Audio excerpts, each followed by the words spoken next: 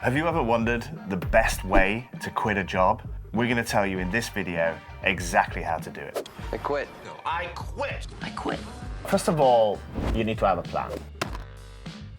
It's not an easy conversation to have, so you want to know exactly where it's going to happen. Like you say, is your boss around? Yeah. What timing you're going to deliver this news, how that's going to impact maybe your colleagues and that kind of stuff. And I think that's the first step, right? Yeah.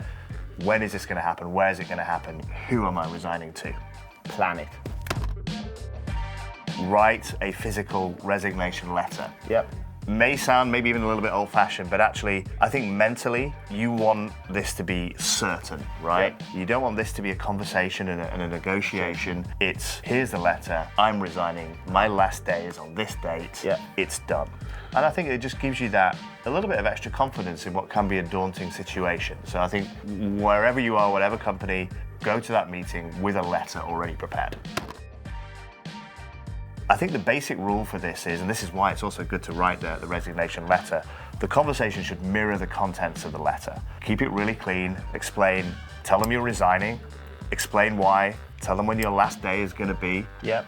and thank them for their time and maybe express some gratitude for working together. You also want to be really prepared and really knowledgeable about your contract of employment. So how many holidays days you have left, when is your last day of work, any handover that you have to do. So know your rights, know your employment contract, and make sure that's written in the letter and you deliver that verbally when you resign. Now, we're recruiters, and I think on the internet, especially on LinkedIn, you will never find any recruiter anywhere saying that it's a good idea to accept a counteroffer. I think if you kind of have made up your mind about resigning, usually there are quite, I think, deep reason for wanting to do that. But at the same time, I think there are a small minority of cases where actually maybe a company didn't really appreciate your value for whatever reason it was, and they kind of are ready to admit sort of their mistakes and their wrongdoing, and they actually want to keep you, basically. So in that case, in that small minority of cases, maybe you can listen to those counteroffers, right?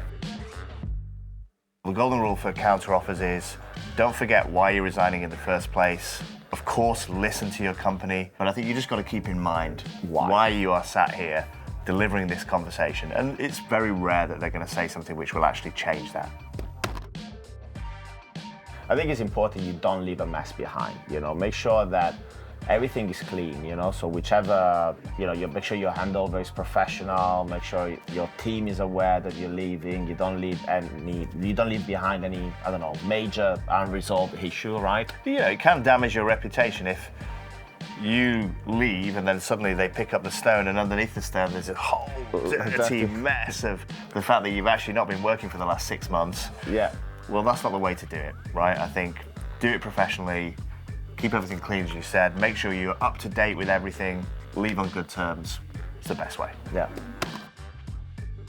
Try and preserve the relationships which you've developed, right, within the company. Sometimes it's not always possible, especially if you join a competitor, I guess. Yeah, right? You join a competitor or your boss is particularly bitter about you leaving.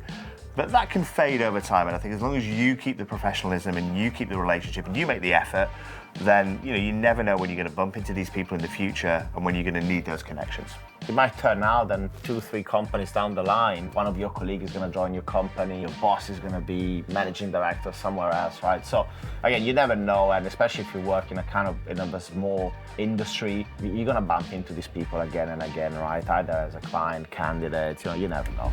So there you have it. I mean, hopefully this video will be useful if you ever need to quit a job in the future. So I think just remember these golden rules, and above all, when resigning, stay classy.